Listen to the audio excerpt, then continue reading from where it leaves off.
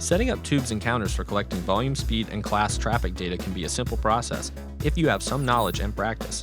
In this video, we will cover how to safely set up a standard tube and 4-port counter collection site.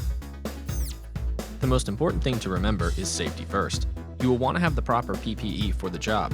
Safety glasses, hard hat, safety vest, boots, gloves, cones, and amber vehicle lights are all recommended to maximize your protection and visibility. Next, you will want to make sure that you have the right tools for the job. Besides the J-Mar counter and 4 thick rubber tubes, you will need a single-arm sledgehammer, nails made for asphalt, 2-foot spacer, crowbar, rope, chain, and a padlock.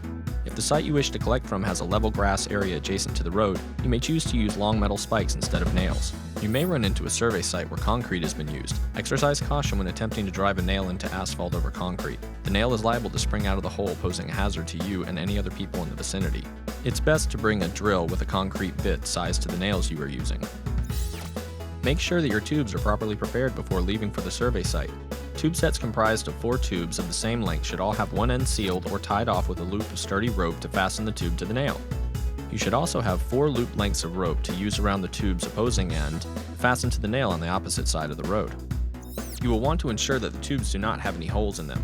You should test for this by connecting a bicycle pump to the open end of the tubes and pumping air through them one at a time. If there is a hole, you will hear a hissing sound and the pump will continue to depress. If not, the tube will fill with air and the pump will be ejected. Once you have all the tools you need and you have arrived on site, it is important to make sure your amber lights are on and that you park your vehicle in a safe location where it will not be in the way of other traffic. Deploy your cones to let other drivers know that you are working. You may have to park a short distance from the site, and it is worth a little walk rather than creating a potentially hazardous situation. Remember, take your time and be safe. The next step can be frustrating when the tubes have been improperly or carelessly wrapped. Untangling tubes is very time-consuming, and if you are working on a roadway without much space, they can become a real problem. When the tubes are put away properly, unwrapping them should be quick and easy. When you have the tubes spread out, making sure that the sealed ends with the rope loops are facing the roadway, you will grab all 4 tubes and wait for a break in traffic to safely cross the road. Make sure that you have your spacer, hammer, and nails or spikes with you when you cross. Pay attention not to allow tubes to get caught or tangled, as this can result in a knot of tubes in the middle of the roadway, which is a hazard to vehicles. When you are safely on the other side of the road and you have made sure to avoid tangles, you will want to face oncoming traffic as you drive the nails or spikes 2 feet apart into the ground. You will need to use a spacer or some equivalent to get the length right. Pay attention to traffic and don't hesitate to step out of the way if you are uncomfortable with the proximity of the vehicles. You can loop each of your ropes twice around each nail or spike as you drive it in.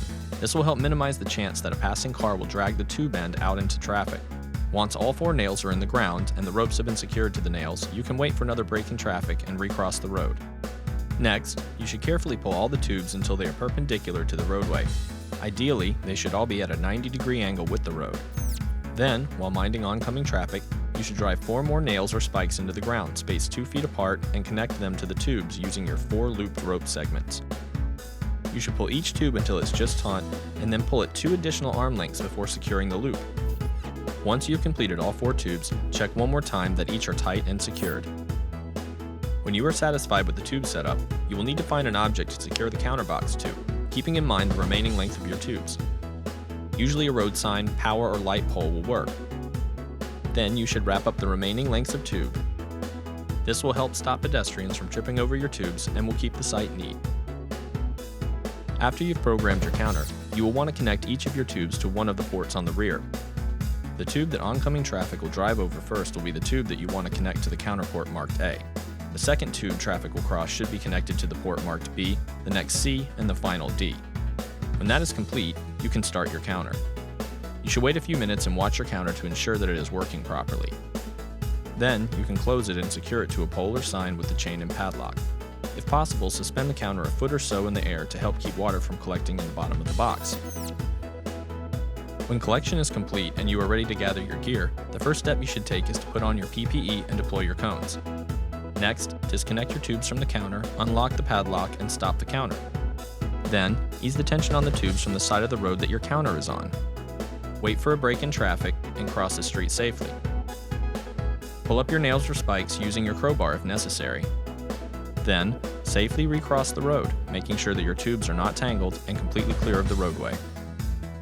Finally, wrap up your tubes carefully and use the chain to separate and bind them together. Stow your gear and double-check the site for any nails or rope before leaving. Make sure to grab your traffic cones and turn off your amber lights before you drive away from the site. A few final points. When possible, avoid stretching tubes across sidewalks or other areas of pedestrian traffic. Do not place tube sets on roadways, in front of driveways, vehicle entrances, or parking spaces. Be sure to keep tube sets away from traffic lights and stop signs when possible. Thanks for watching, and as always, be safe.